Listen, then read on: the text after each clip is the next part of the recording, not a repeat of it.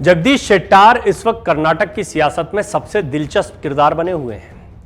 BJP को नुकसान होगा नहीं होगा ये तो 13 तारीख को पता लगेगा, लेकिन जगदीश शेट्टार के आने से कांग्रेस कार्यकर्ता उत्साहित हैं तो बीजेपी ने भी अपने हमले तेज कर दिए। खुद गृह मंत्री अमित शाह ने सीधे वार किया जगदीश शेट्टार पर। उन्होंने कहा, शेट्टार चले गए कांग्रेस में लेकिन हमारे कार्यकर्ता नहीं गए हैं, वो हमारे साथ ही जुड़े हुए हैं, हमारा वोटर हमारे साथ जुड़ा हुआ है। अब अमित शाह समेत भाजपा नेताओं ने जगदीश शेट्टार पर जब निशाना साधा तो कर्नाटक के पूर्व सीएम ने भी पलटवार किया है। और यह भी पहला मौका है। जगदीश शेट्टार ने बीजेपी छोड़ दी थी, शिकायतें दर्ज कराई थी, लेकिन अभी तक वार पलटवार शुरू नहीं हुआ था। कर्नाटक विधानसभा चुनाव के लिए भाजपा पूरी तरह से कमर कस चुकी है। पार्टी के आला नेता चुनाव की कमान संभालने के लिए राज्य के दौरे कर रहे हैं। अब तक कई वरिष्ठ नेताओं के पार्टी छोड़ने से बैकफुट पर दिख रही बीजेपी ने आक्रामक रुख अख्तियार कर लिया है। गृह मंत्री अमित शाह के बाद स्मृति ईरानी ने भी कर्नाटक में चुनाव प्रचार के दौरान जगदीश शेट्टार पर हमला बोला। जगदीश शेट्टार हाल ही में बीजेपी से कांग्रेस में शामिल हुए हैं। इसके बाद बीजेपी नेता उन पर जमकर निशाने साध रहे हैं। उन पर ताजा हमला स्मृति ईरानी ने किया है। केंद्रीय मंत्री और बीजेपी नेता स्मृति ईरानी ने शेट्टार पर जमकर निशाना साधा। उन्होंने कहा कि कुछ दिन पहले हमारे एक साथी ने हमारी पीठ में छुरा घोंपा और दूसरे खेमे में चले गए। जनता सब जानती है। मैं हुबली धारवाड़ की जनता से कहना चाहती हूं कि जो अपने धर्म, परिवार या विचारधारा के नहीं हो सकते वो कभी जनता के नहीं हो सकते। बीजेपी नेताओं के हमले पर जगदीश शेट्टार ने पलटवार किया है। धारवाड़ सेंट्रल से अब उम्मीदवार बना दिए गए कांग्रेस के। जगदीश शेट्टार ने केंद्रीय गृह मंत्री अमित शाह के बयान पर पलटवार किया। उन्होंने कहा कि वो गृह मंत्री हैं, उन्होंने इस निर्वाचन क्षेत्र और कर्नाटक की राजनीति पर एक रिपोर्ट ली होगी। दिन ब दिन पार्टी का नुकसान हो रहा है। इसी आशंका के साथ उन्होंने जगदीश शेट्टार पर हमला करना शुरू कर दिया है। मुझे केवल कारण चाहिए कि जगदीश शेट्टार को टिकट क्यों नहीं दिया गया। मैंने पार्टी को मजबूत किया। भाजपा मेरे और अन्य सभी नेताओं के प्रयासों के कारण उत्तरी कर्नाटक में मजबूत हुई। क्या मुझ पर कोई भ्रष्टाचार का आरोप है, कोई घोटाला, कोई सीडी मामले या मेरी कोई आपराधिक पृष्ठभूमि है? ये सवाल पूछे जगदीश शेट्टार ने।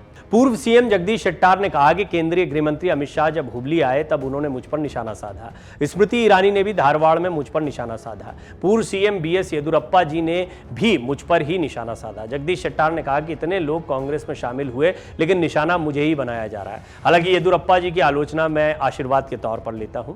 अमित शाह ने अपने संबोधन के दौरान कहा था कि भाजपा छोड़ते ही यह तय हो गया था कि जगदीश शेट्टार को हुबली से वोट नहीं मिलेंगे, क्योंकि यहां की जनता हर बार भाजपा को वोट देती रही है।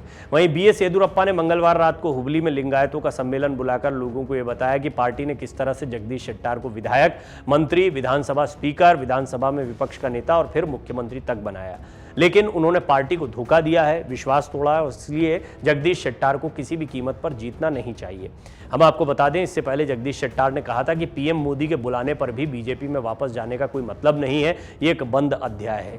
जगदीश शेट्टार पर ही हमले क्यों हो रहे हैं, उन्होंने सवाल पूछा और उन्होंने अपनी बेदाग छवि को भी खुलकर सामने रखा। आपको याद होगा, राहुल गांधी खुद भी जगदीश शेट्टार को लेकर ये कह चुके हैं। हालांकि वो उनका अपना एक एजेंडा भी चल रहा है कर्नाटक में। वो 40% कमीशन की सरकार या पीसीएम जैसे अपने कैंपेन्स भी चला रहे हैं। इसी से जोड़कर उन्होंने कहा था क्योंकि भ्रष्टाचार में लिप्त नहीं है जगदीश शेट्टार, इन्होंने किसी से कमीशन नहीं लिया, इसलिए बीजेपी में इनकी कोई जगह नहीं है, इसीलिए बीजेपी ने इनको टिकट नहीं दिया। बीजेपी को भ्रष्टाचार पसंद है। ये सारी बातें राहुल गांधी ने कही थी।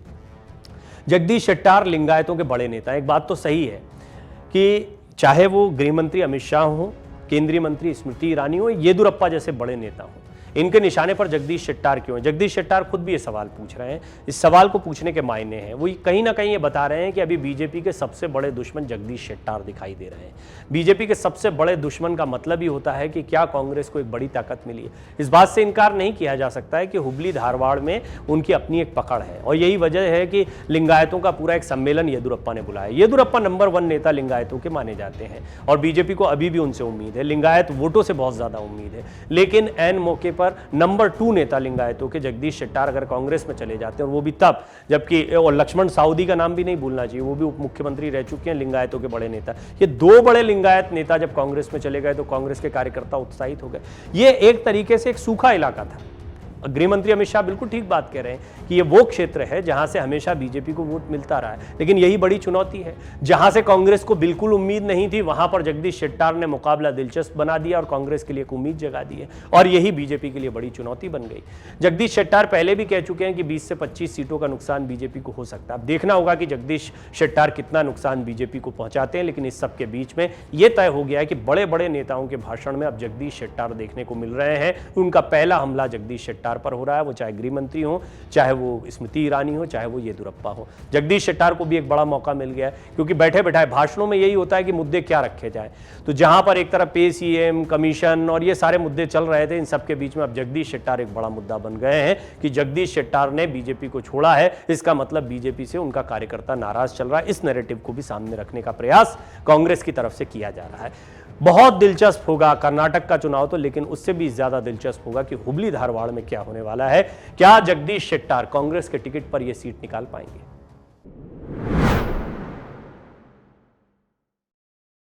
अचानक से एक नाम हवा में तैरने लगा है, सीटी रवि। जिनकी दिलचस्पी कर्नाटक चुनाव में है वो इस नाम से वाकिफ तो हैं, लेकिन ये नाम कहीं दौड़ में नहीं था। लेकिन राष्ट्रीय महासचिव हैं बीजेपी के सीटी रवि, क्या ये कर्नाटक में बीजेपी का सीएम चेहरा होंगे? अचानक से सवाल क्यों गहराने लगा है? बसवराज बोम्मई अभी मुख्यमंत्री हैं, उन्हीं के चेहरे के साथ में या उनके मुख्यमंत्री रहते हुए चुनाव में उतर रहे हैं, तो ये माना जाता है कि अगर सिटिंग मुख्यमंत्री को नहीं बदला गया तो चेहरा यही है। इसमें भी कोई दो राय नहीं कि येदियुरप्पा को जिस तरह से आगे लाए हैं उससे स्पष्ट हो गया कि येदियुरप्पा लिंगायत समुदाय का सबसे बड़ा चेहरा, वो बीजेपी के चेहरे दिखाई दे रहे हैं। लेकिन वो मुख्यमंत्री होंगे इस बात की कोई चर्चा कभी नहीं हुई है, क्योंकि येदियुरप्पा एक्टिव राजनीति से बहुत दूर हो गए थे, उम्र का भी तकाजा है। सीटी रवि का नाम अचानक से उछला है और सीटी रवि पर जो बयान आए हैं उनमें केएस ईश्वरप्पा का बयान बहुत महत्वपूर्ण है। ईश्वरप्पा वही नेता हैं जिन्हें प्रधानमंत्री मोदी ने खुद फोन किया था। थोड़ा नाराज पहले दिखाई दे रहे थे, लेकिन बीजेपी के साथ बने हुए हैं। अब केएस ईश्वरप्पा ने एक बयान दिया, उसमें उन्होंने कहा उनमें सीएम बनने की काबिलियत है। ये एक बहुत महत्वपूर्ण बयान माना जा रहा है। सीएम पद के लिए उम्मीदवार को लेकर केएस ईश्वरप्पा के बयान से कर्नाटक की सियासत गर्मा गई। दरअसल कर्नाटक विधानसभा चुनाव के लिए सभी राजनीतिक दलों ने अपनी पूरी ताकत झोंकना शुरू कर दिया है। कर्नाटक में हर रोज नए नए दावे और वादे किए जा रहे हैं। कर्नाटक में मुख्य मुकाबला भाजपा और कांग्रेस के बीच माना जा रहा है। दोनों ओर से पूरी ताकत झोंकी जा रही है। कर्नाटक में मुख्यमंत्री पद को लेकर भी अलग अलग दावेदारी की जा रही है। कांग्रेस की ओर से जहां सिद्धारमैया और डीके शिवकुमार का नाम चल रहा है, तो वहीं भाजपा की ओर से बसवराज बोम्मई तो है ही सिटिंग सीएम, वहीं सीटी रवि का नाम अचानक से सामने आया है। इसको लेकर राजनीति शुरू हो गई है। इस बीच बीजेपी के वरिष्ठ नेता केएस ईश्वरप्पा ने ऐसा कुछ कहा जिससे कर्नाटक की राजनीति में नई चर्चाएं शुरू हो गई। उन्होंने पार्टी के ही नेता सीटी रवि को लेकर कहा कि राज्य के मुख्यमंत्री वो बन सकते हैं, उनमें मुख्यमंत्री बनने की सभी काबिलियत है। आइए सबसे पहले हम आपको बताते हैं कि सीटी रवि को लेकर ईश्वरप्पा ने क्या बयान दिया है, जिसके बाद ये सियासत गरमाई है। कर्नाटक बीजेपी के नेता हैं ईश्वरप्पा। उन्होंने कहा कि सीटी रवि एक अच्छे नेता हैं, वो चिकमंगलूर में बहुत अच्छा काम कर रहे हैं। मैं ये नहीं कह रहा हूं कि वो अगले मुख्यमंत्री होंगे, मेरे पास ये सब कहने की कोई शक्ति नहीं है, लेकिन वो बहुत अच्छा काम कर रहे हैं, वो भविष्य में मुख्यमंत्री बन सकते हैं। मैं जनता से उन्हें वोट देने की अपील करता हूं। सीटी रवि को लेकर दिए गए बयान पर ईश्वरप्पा ने सफाई भी दी है। उन्होंने कहा मेरे पास सीएम उम्मीदवार तय करने का अधिकार नहीं है, क्योंकि ईश्वरप्पा ने जब बयान दिया तो अचानक से चर्चा हो गई कि सीटी रवि का नाम कैसे सामने आ गया। उस पर सफाई दी उन्होंने। कर्नाटक विधानसभा चुनाव के बीच भाजपा के राष्ट्रीय महासचिव सीटी रवि को सीएम पद का दावेदार बताने पर सियासत तेज होने के बाद केएस ईश्वरप्पा ने इस पर सफाई दी। राज्य के पूर्व मंत्री ईश्वरप्पा ने कहा कि उन्होंने इस संबंध में ऐसा कोई बयान नहीं दिया है। उन्होंने कहा कि सीटी रवि अच्छे नेता हैं, लेकिन सीएम घोषित करने का फैसला उनके अधिकार क्षेत्र से बाहर है। उन्होंने कहा कि उनके पास पार्टी के मुख्यमंत्री पद के उम्मीदवार का फैसला करने का अधिकार नहीं है। हम आपको यह भी बताते हैं कि केएस ईश्वरप्पा के बयान पर सीटी रवि ने क्या कुछ कहा है। भाजपा के राष्ट्रीय महासचिव हैं सीटी रवि। उन्होंने ईश्वरप्पा के बयान पर प्रतिक्रिया देते हुए कहा कि हम कर्नाटक के मुख्यमंत्री बसवराज बोम्मई के नेतृत्व में चुनाव लड़ रहे हैं। आज कुछ जगहों पर कुछ ही लोग ऐसा कह रहे हैं, जिस दिन पूरे राज्य में लोग ऐसा कहेंगे उस दिन मैं मुख्यमंत्री बनने के लिए तैयार हो जाऊंगा। आज बोम्मई जी सीएम है। ये एक बड़ा बयान है। देखिए कितना दिलचस्प बयान है। वो ये कह रहे हैं कि कुछ लोग कह रहे हैं, अगर सभी लोग कहेंगे तो मैं मुख्यमंत्री बन जाऊंगा। अभी तो बसवराज बोम्मई सीएम है, तो वो इस बात से इनकार नहीं कर रहे हैं, लेकिन जरा घुमाकर बात को कह रहे हैं। वहीं इससे पहले कर्नाटक के मुख्यमंत्री और भाजपा नेता बसवराज बोम्मई ने भी सीएम पद के उम्मीदवार को लेकर बड़ा बयान दिया था। कर्नाटक के मुख्यमंत्री बोम्मई आगामी विधानसभा चुनाव पर कह चुके हैं कि मैंने कभी मुख्यमंत्री बनने की कल्पना नहीं की थी, लेकिन पार्टी आलाकमान ने यह तय किया। उन्होंने कहा कि मैं सालों से पार्टी कार्यकर्ता के रूप में काम करता हूं, अब भी पार्टी आलाकमान निर्णय लेगा कि प्रदेश के नए मुख्यमंत्री की जिम्मेदारी किसको दी जाएगी। बड़ा दिलचस्प हो गया माहौल। पहले तो बीजेपी को सत्ता में आना है बहुत चुनौतीपूर्ण है। एंटी इनकम्बेंसी हमेशा से हावी रही है। 38 सालों का इतिहास है कि कर्नाटक में कोई सरकार रिपीट नहीं हुई, पहली चीज़। दूसरा ये है कि कांग्रेस यहाँ पर जमकर मेहनत कर रही है। जगदीश शेट्टार का जाना एक और बड़ा फैक्टर माना जा रहा है कांग्रेस में। वो हुबली धारवाड़ से चुनाव लड़ रहे हैं। जगदीश शेट्टार खुद मुख्यमंत्री रह चुके हैं बीजेपी की तरफ से। अब वो एक बड़ा चेहरा, जब लिंगायत समुदाय का दूसरे बड़े नेता माने जाते हैं, वो कांग्रेस के साथ गए हैं, तो बीजेपी के लिए चुनौतीपूर्ण माना जा रहा है। अब अगर सीएम चेहरों की बात की जाए तो बहुत सारे चेहरे दिखाई देते हैं। इधर बीजेपी की तरफ से चेहरों की बात की जाए तो बसवराज बोम्मई तो सीएम है ही, उनके चेहरे के साथ में बीजेपी चुनावी मैदान में उतरी है। येदियुरप्पा देखिए, वो मुख्यमंत्री रह चुके हैं, बहुत बड़े नेता हैं, उनका चेहरा, सबसे बड़ा चेहरा बीजेपी की तरफ से फिलहाल इस चुनाव में भी दिखाई दे रहा है। लेकिन मुख्यमंत्री होंगे, इसको लेकर बड़े सवाल हैं कि उम्र का तकाजा है, जैसा मैंने शुरुआत में कहा। फिर येदियुरप्पा को मुख्यमंत्री दोबारा बनाया भी नहीं गया, येदियुरप्पा खुद मुख्यमंत्री की दौड़ में नहीं दिखाई पड़ते हैं। हाँ, सीटी रवि इसलिए क्योंकि सीटी रवि जो है वो महासचिव तो हैं ही, और साथ ही साथ में पार्टी के शीर्ष नेतृत्व के साथ सीधे टच में भी हैं।